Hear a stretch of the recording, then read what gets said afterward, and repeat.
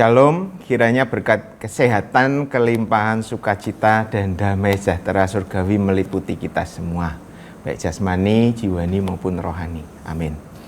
Saudara, beberapa waktu yang lalu saya menerima masukan beserta dengan rekam jejaknya bahwa ada seseorang yang menyebarkan di dalam jemaat Kahal video ajaran yang mengharuskan gereja memakai nama Yahweh. Nah, sebelum saya jelaskan potensi kegaduhan yang dibawa ajaran ini, pertama, kita sebagai gereja tidak anti kata Yahweh, Elohim, Yeshua Mashiach, dan istilah bahasa Ibrani lainnya. Karena memang itu semua adalah bahasa yang ada di dalam Perjanjian Lama. Dan di dalam banyak pengajaran firman, kita pun memakai kata Yahweh, Elohim, Yeshua, dan sebagainya.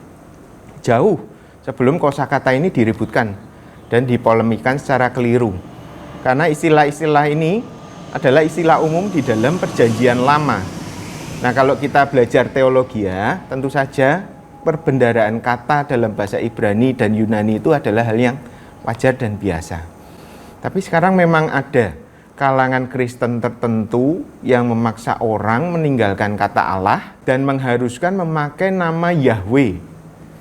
Dan mereka berasumsi kalau orang Kristen tidak pakai nama Yahweh, maka dia masuk neraka. Nah ini, saudara, hasil dari ajaran nyeleneh ini adalah kebingungan, ketakutan, terus kutuk, dan yang paling bertambah adalah perpecahan.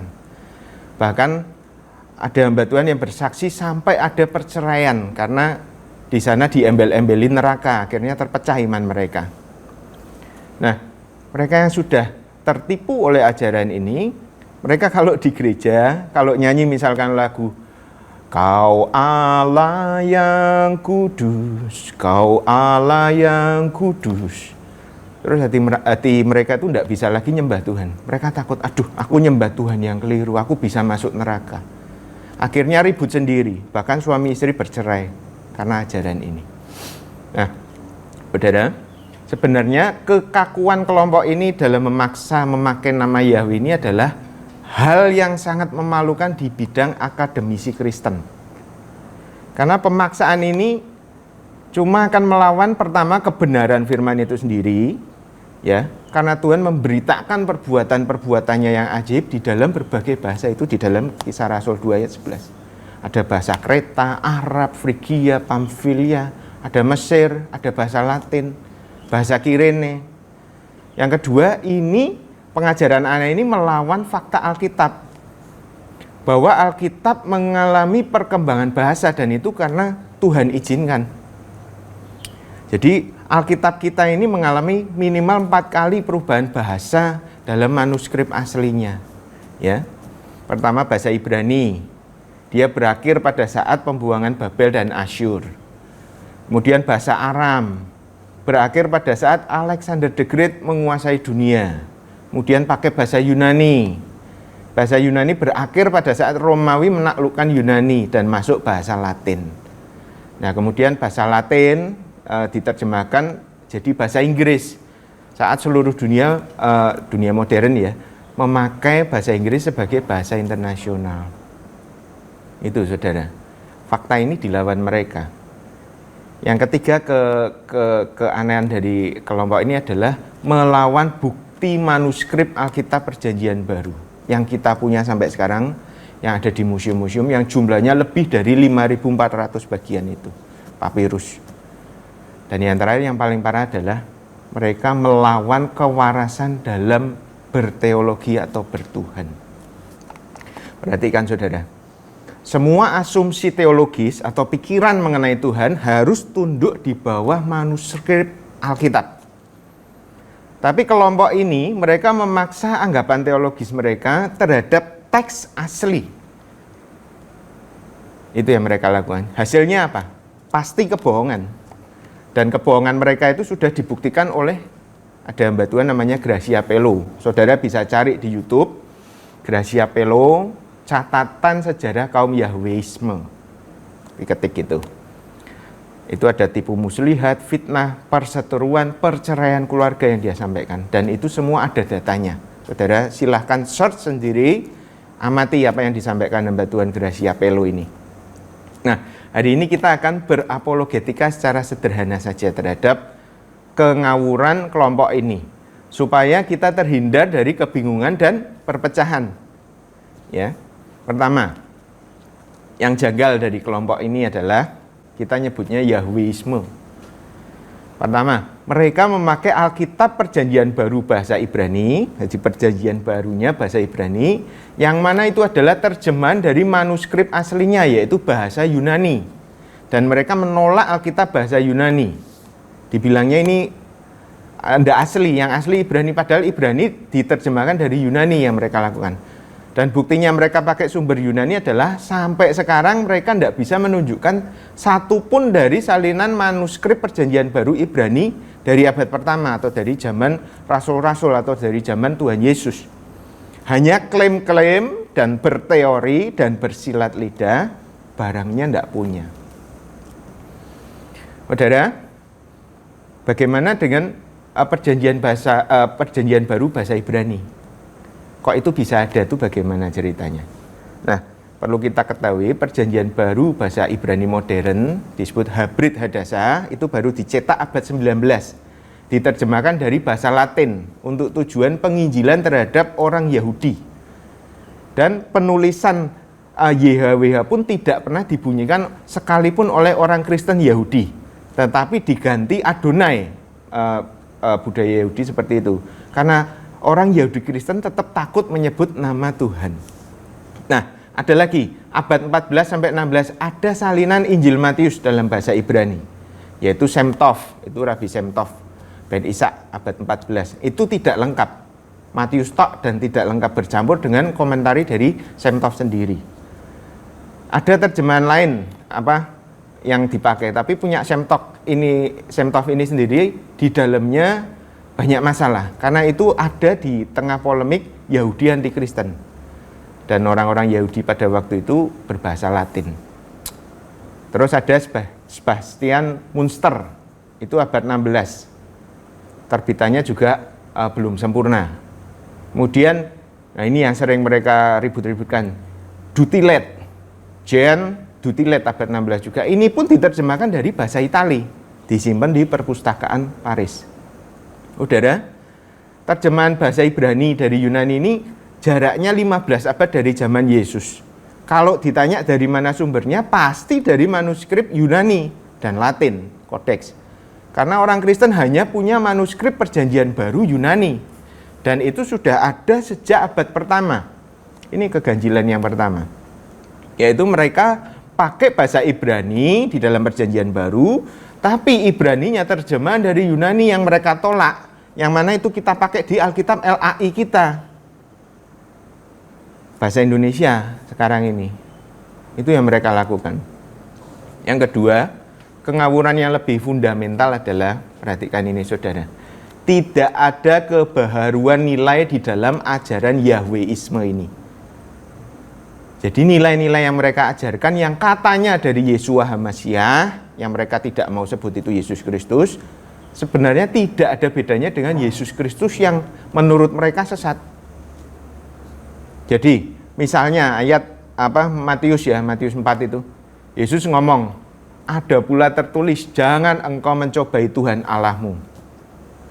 Nah, kelompok Yahweh sini pakai makna yang sama persis, cuman dirubah katanya jadi kayak gini. Sama ya, Matius.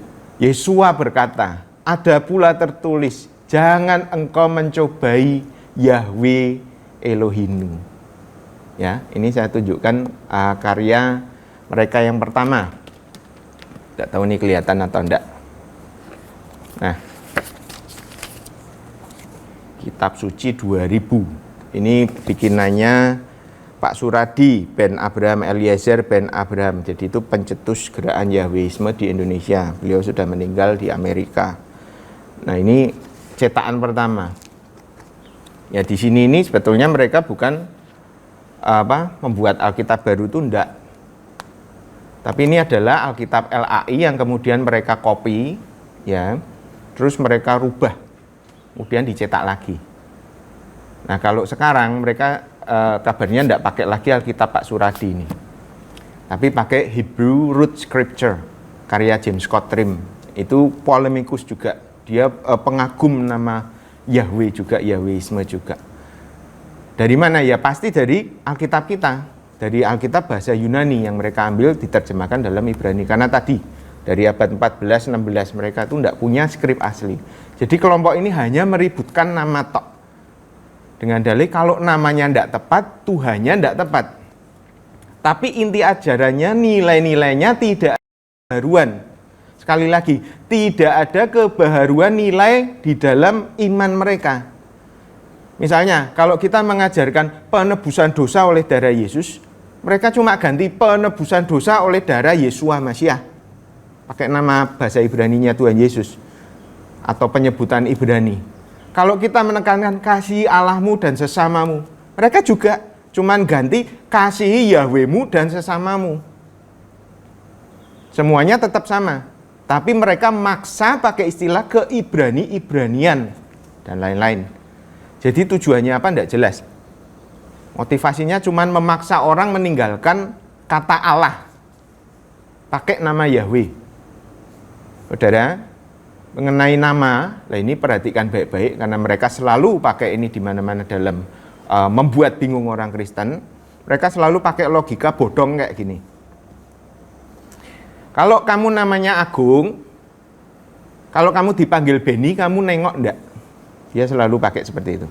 Kata mereka, nah kalau kamu aja enggak mau dipanggil nama yang salah, kok kamu nyembah Yeshua diganti Yesus?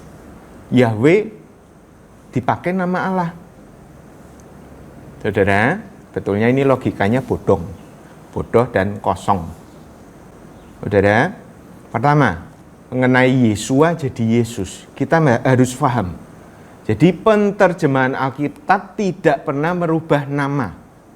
Yang ada adalah perubahan bunyi fonetik lidah. Karena nama Yeshua rubah bunyi jadi Isa di Arab, ya, itu karena lidah. Yesus di Yunani, Jesus di Inggris, Yesus di Belanda dan di Indonesia. Kemudian ada lagi Yesus di Cina. Itu namanya fonetik koresponden, rubah bunyi, bukan rubah nama. Karena kemampuan lidah bangsa-bangsa itu berbeda. Ini yang terjadi di dalam proses transliterasi Alkitab. Nah, kemudian yang kedua kata Allah. Kata Allah yang kita pakai berasal dari Kristen Arab yang sudah ada sejak abad pertama. Buktinya di Kisah Rasul 2 ayat 11. Bukan dari Islam yang lahir 700 tahun setelah kekristenan. Nah, kata Allah itu sendiri adalah istilahnya kamenon atau common name. Artinya nama umum untuk pencipta alam semesta. Bukan proper name atau nama pribadi Tuhan. Dan Allah itu rubah bunyi dari Elah, bahasa Ibrani Elah, ada Eloah, ada Eloh, ada Allah akhirnya di dalam bahasa Arab. Kemudian logika bodong yang tadi, mereka kan bilang kalau kamu namanya Agung, kalau kamu dipanggil Beni, kamu nengok enggak. Nah ini, kelicikan dari pikiran mereka. Mereka kan bilang kalau enggak, kamu aja enggak mau dipanggil Beni, kok kamu panggil Yahweh pakai nama Allah, Yeshua pakai nama Yesus. Nah, mengenai masalah Agung dipanggil Beni tadi, kalau mau fair dan enggak licik, mestinya kan kayak gini logikanya. Ini mesti kita luruskan, karena ini logika yang keliru. Nama saya Agung. Kemudian saya pergi ke Amerika. Ya mereka orang Amerika panggil saya ndak Agung seperti ini, tapi Egung, mungkin meleset-meleset. Nah kalau saya ke Jepang, masa saya dipanggil Agung? Ndak, Egen-chan. Nah kalau saya ke Cina jadi Agong. Masa Agung dirubah jadi Beni? Itu kan namanya ndak masuk logika. Itu namanya cacat logika di dalam ilmu teologi, namanya logical fallacy. Kesesatan berpikir, kesesatan berlogika. Nah, apa kita orang Kristen pernah menerjemahkan nama Yeshua jadi Abdul? Kan enggak. Yeshua rubah bunyi jadi Yesus dari Alkitab Belanda yang kita punya. Masa Yeshua jadi Yesus enggak boleh? Dia itu Tuhan segala kaum, suku, dan bahasa. Daniel 7 ayat 14 dan di Wahyu. Bukan Tuhan bahasa Ibrani tok. Ada lagi logika licik yang mereka lakukan. Mereka bilang kayak gini, kalau ada kalimat seperti ini, Menurut Anda salah enggak? Kata mereka seperti itu. Pertama kalimat yang atas bunyinya gini, Tuhan Yesus melakukan mujizat. Kemudian kata mereka, kalau diterjemahkan gini mau enggak? Lord Ahmad do miracles. Nah, perhatikan. Saudara perhatikan. Dalam memberi analog mereka itu tidak jujur. Harusnya kalau mau jujur, nama Yesus itu bukan diterjemahkan Ahmad, bukan diganti Ahmad. Tapi harusnya dalam lidah Inggris ya, jadinya Lord Jesus do miracle, bukan Lord Ahmad. Itu logika yang selalu mereka pakai. Kira-kira seperti itu, saudara. Saudara mesti paham kelicikan dan kebohongan yang mereka lakukan. Ada lagi, pendeta yang sudah kemasukan ajaran nyeleneh ini. Ya, pendeta ini dia bilang kayak gini.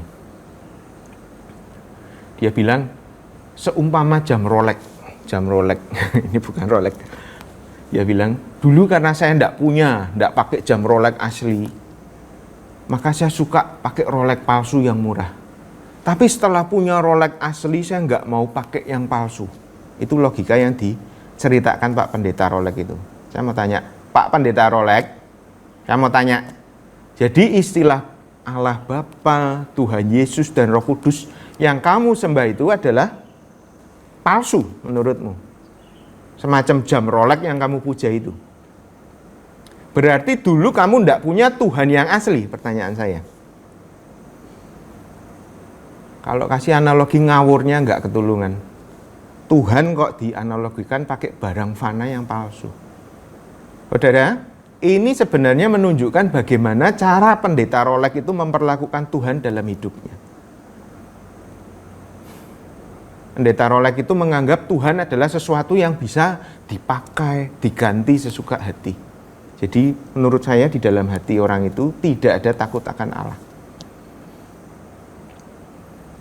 Nah, inilah sebenarnya perilaku dari kelompok yang mengganti Tuhan dengan pikiran-pikiran mereka sendiri. Yang mana pikiran mereka tidak mau ditundukkan pada manuskrip asli Alkitab. Mereka dengan mudahnya membuat suatu konsep ketuhanan mereka sendiri tanpa dasar dan tanpa bukti. Kalau ditanya buktinya mana, sudah dibakarlah. Mereka buat itu, mereka buat ketuhanan mereka sendiri, konsep mereka sendiri. Nah, gereja di Indonesia, saudara, termasuk KAHAL, kita ini tidak membuat ajaran baru. Tapi kita meneruskan kebenaran yang diwariskan dari Tuhan Yesus, rasul-rasul, bapak-bapak rasuli, bapak-bapak gereja purba. Maka saya katakan di dalam nama Yesus, Pak Pendeta Rolex, kiranya binasalah jam Rolexmu beserta dengan pikiranmu yang kotor itu. Saya berdoa, semoga kasih karunia pertobatan ada atasmu, Pak Pendeta Rolex. Oke, saudara. Saya rasa bahasan cacat logikanya yang mereka miliki sudah cukup. Sekarang gini, pertanyaan ini harus dijawab. Apakah benar YHWH itu, Yod Heh Vav Heh itu bunyinya Yahweh? Ini kan penting.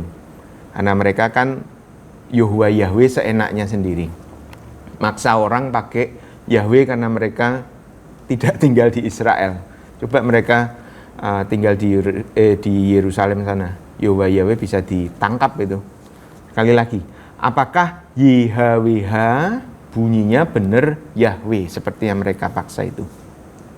Begini ya saudara, di Alkitab Perjanjian Lama, nama itu ditulis hanya dalam huruf konsonan, Yod, Heh, Vav, Heh.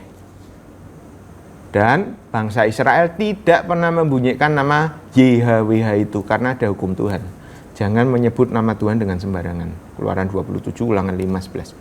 Nah, orang Yahudi takut. Mereka tidak berani nyebut nama itu. Jadi waktu baca Taurat, ketika mereka menemukan tulisan Yod, Heh, Vav, Heh, YHWH, mereka tidak membunyikan Yahweh karena takut. Tapi diganti dengan Adonai, yang artinya Tuhan, Lord, Gusti.